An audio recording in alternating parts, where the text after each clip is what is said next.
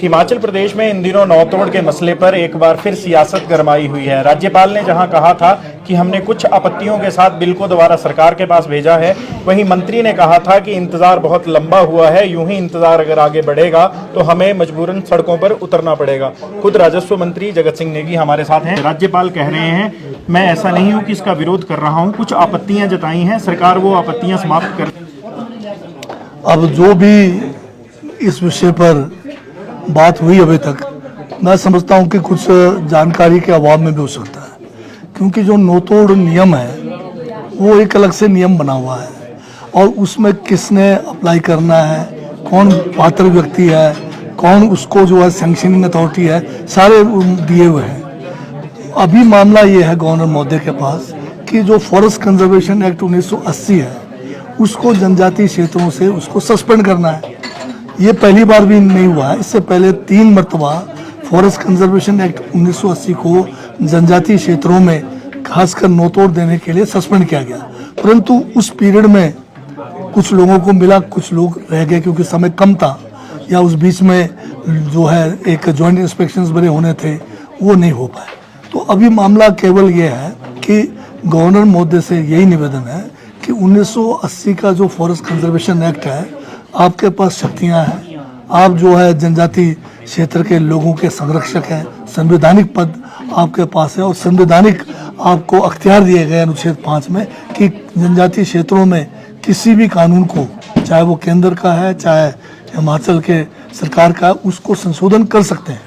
तो हमारा निवेदन केवल इतना मात्र है कि जैसे पहले के गवर्नरों ने जो है संशोधन किया है या सस्पेंड किया है, आप सस्पेंड कीजिए।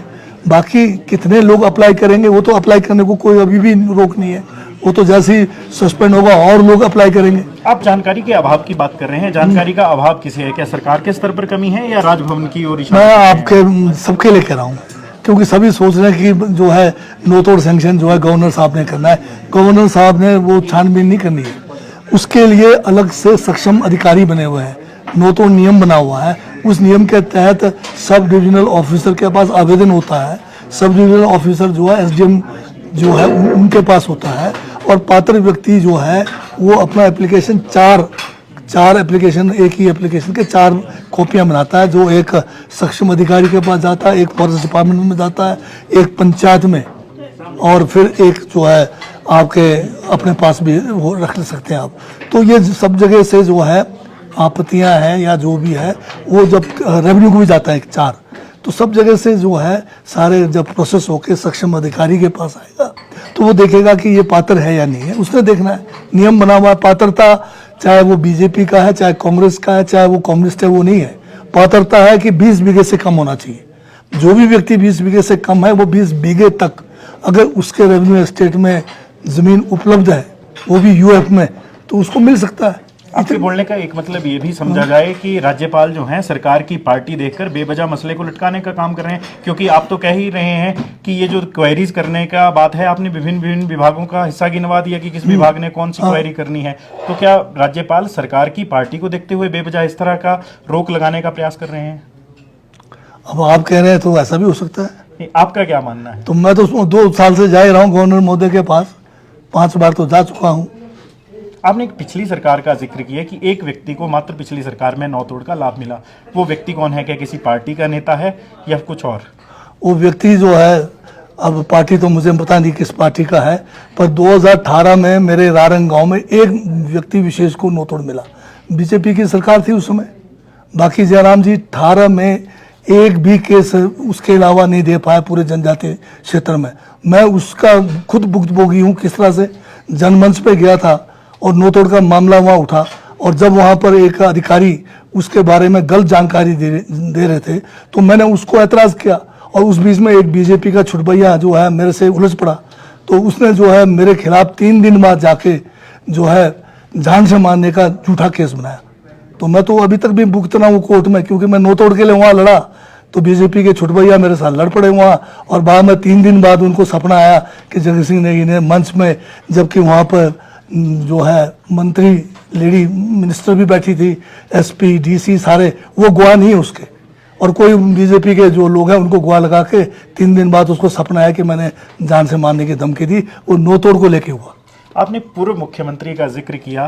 पूर्व मुख्यमंत्री तो इस मसले पर यह भी कह रहे थे कि राजभवन पर सोची समझी चाल के तहत ये हमला बोला जा रहा है, मंत्रियों को भी अपने ऊपर लगाम लगानी चाहिए। जयराम जी पहले अपनी जुबान पे लगाम लगाए। उनको ये नहीं पता लग रहा कि क्या बोल रहे हैं।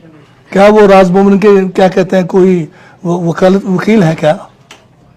मैं as a MLA, as a minister, मेरा राइट है कि मैं अपनी बात रख सकता हूँ। अगर मैं संवैधानिक से बाहर जाके बात करता हूँ या गैर संवैधानिक बात करता हूँ तब अलग बात है। जब मैंने संविधान के दायरे में रह के अपनी बात कही है तो जयराम जी को कहाँ तकलीफ है? क्या जयराम जी जनजातियों के विरोधी है नो तोड़ के? और स्पष्ट है कि उनके टाइम में एक को मिला और 20 में दोबारा सस्पेंड कराया। क्यों कराया? क्योंकि हमने आंदोलन कराया और बाद में फिर दिया नहीं। तो ये जो है दो, और मुझे लगता है कि जयराम जी जो कुछ बोलते हैं वो हमेशा राजनीति से प्रेरित होते हैं और उनके बोलने में अब कोई वजन नहीं है। भाजपा के प्रदेश अध्यक्ष भी आपको संविधान का हवाला दे रहे थे। भाजपा के प्रदेश अध्यक्ष, अब मैं उनके बारे में ज़्यादा नहीं कहना चाहूँगा। उनका कार्यकाल देख लीजिए, क्यों उनको स्पीकर के पद से जाना पड़ा, क्यों उनको जो है दूसरे मंत्री पद से जाना पड़ा। तो वो अपनी बात को अपने गिरेबान में जान के देखे। आप क्या भाजपा के अध्यक्ष होने का मतलब है कि आप जनजाति क्षेत्र के लोगों को दबकाओगे, डराओगे, क्या उनके हक को छीनोगे? हिमाचल प्रदेश में जनजातियों के अलावा और भी प्रदेशवासी ऐसे हैं जिनके पास लैंडलेस हैं, जमीन नहीं है। क्या आप उसके भी पक्षधर हैं कि उन लोगों को भी सरकारी जमीन मिलनी चाहिए? बिल्कुल। हम हिमाचल प्रदेश में लोगों के पास जिनके पास भूमि कम है या भूमिहीन है, हमने अभी विधानसभा में एक प्रस्ताव भी रखा। सर्वसम्मति से उस प्रस्ताव को पास करने की हमने कोशिश की। हमने केंद्र सरकार से मांग की है कि हिमाचल प्रदेश में आपदाओं के कारण लोगों के हजारों बीघे ज़मीन बह गई है, परंतु जितनी भी ज़मीन हिमाचल में है वो सब फॉरेस्ट लैंड है। इसलिए हम उसको एक्सचेंज में भी, तबादले में भी नहीं दे पा रहे हैं। और जो लोगों को 3 बीसवा मकान देने के लिए वो भी जगह नहीं है। हमने कहा कि जो फॉरेस्ट कंजर्वेशन एक्ट 1980 है उसमें संशोधन करके हमें जो है, जो सरकारी भूमि है जिसको फॉरेस्ट भूमि माना गया है, वो ऐसे लोगों को जो आपदाओं में जिनकी भूमि चली गई, जिनके मकान चले गए और जो लैंडलेस हैं या ज़मीन कम है, उनको देने का दिया जाए। अभी हाल के विधानसभा में हमने धर्मशाला में पास किया। हिमाचल प्रदेश को छोड़कर अन्य राज्य भी ऐसे हैं जहां पर राज्यपाल और सरकारों के बीच, जहां जहां विपक्षी दलों की सरकारें हैं, हल्का टकराव देखने को मिल रहा है। हिमाचल प्रदेश में भी वर्तमान में ऐसी स्थिति बनी है, चाहे VC का विषय हो, अब नौतोड़ का मसला चल रहा है। आपको क्या लग रहा है कि ये केंद्र सरकार के दबाव में ऐसी चीजें हो रही हैं? ये लोकतंत्र के लिए बहुत ही गलत एक संदेश भी है और लोकतंत्र को कमजोर करने वाली बात है। गवर्नर चाहे किसी भी राज्य में हो, उनको जो है संविधान के तहत, नियमों के तहत निष्पक्ष होकर काम करना चाहिए। आज देख रहे हैं कि आप केरल को देखिए, आप देखें वेस्ट बंगाल को, सुप्रीम कोर्ट में जाना पड़ा है, केंद्र सरकार के खिलाफ में जाना पड़ रहा है, क्योंकि केंद्र सरकार जो है भेदभाव का काम चला हुआ है। तो ये सबसे बड़ी समस्या है। लोकतंत्र को मजबूत करना है तो संवैधानिक पदों पे जितने लोग बैठे हैं, हम सबको निष्पक्ष होकर जो हमने कसम खाई है उस कसम को पूरा करना चाहिए। आपको भी लगता है नौतोड़ के मसले में सरकार को भी सुप्रीम कोर्ट जाना पड़ सकता है? अभी तो बहुत सारे विकल्प हैं, देखते हैं क्या करना पड़ेगा हमें। आपके एक सहयोगी मंत्री हैं हर्षवर्धन चौहान। जिस दिन मुख्यमंत्री ने सब्सिडी छोड़ी थी उसके अगले दिन वो कह रहे थे, मुख्यमंत्री और सरकार की मजबूरी है, आर्थिक परिस्थितियां ऐसी वर्तमान में नहीं है कि चुनावी वादों के अनुसार रेवड़ियां बांटी जाएं।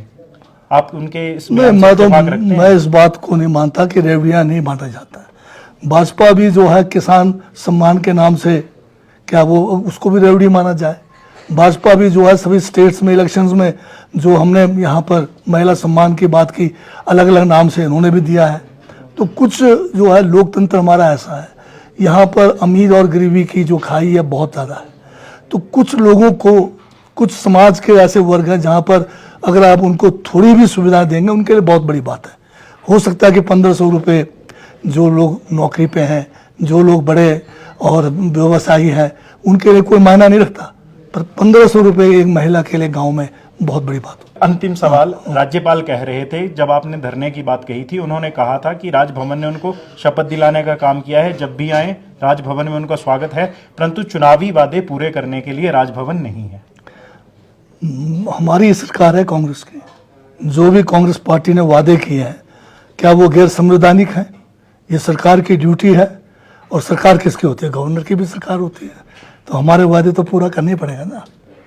चलिए, हमारे साथ राजस्व मंत्री जगत सिंह नेगी थे। जिस तरह से हमने आपको पहले भी कहा था, नौतोड़ के मसले पर इन दिनों हिमाचल प्रदेश में सियासत गरमाई हुई है। संवाद भारत में अभी के लिए बस इतना ही। किया उससे नमस्कार।